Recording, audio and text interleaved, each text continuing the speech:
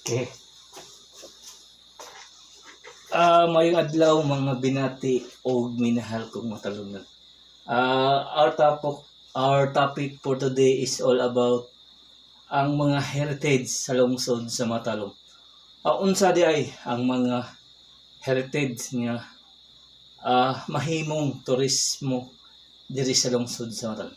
Ang primero guys, aduna tay Baluarte. Unsa day nang Baluarte diha?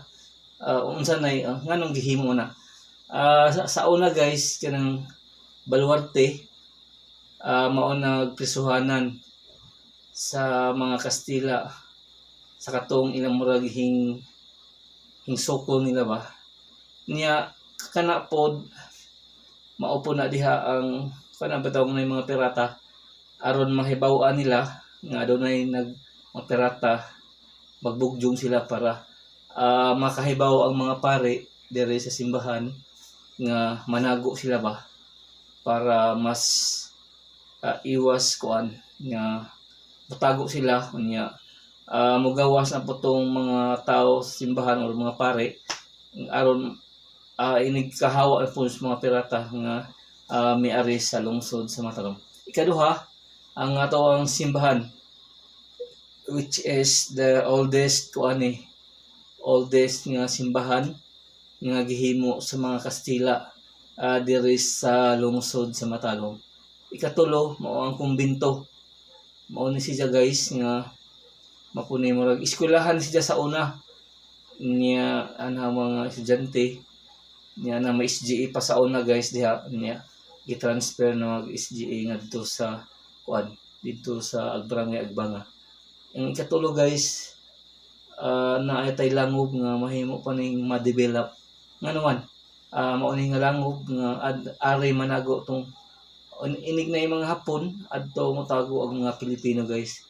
Wala pa lamang lagi ni mahimuay og mga story kay mas developon pa ni siya guys. Unya nga to ang mga kuan ang ato ang heritage or mga culture.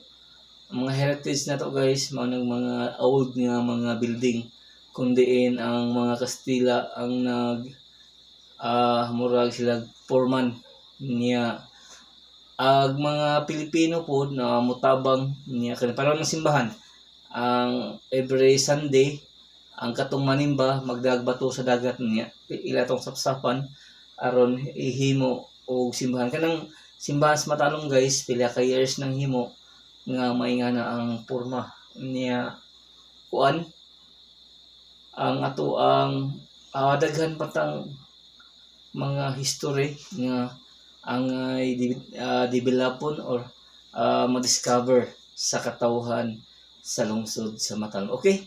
Iko pipi andam mutabang sa turismo diri sa lungsod sa Matalom o mo serbisyo sa katawhan sa lungsod sa Matalom. Okay? Okay guys, good luck o God bless kaninyong tanan. Today is kuan di ay October 17, 2022. Iko pipi ang boses sa kalambuan sa lungsod sa Matalom.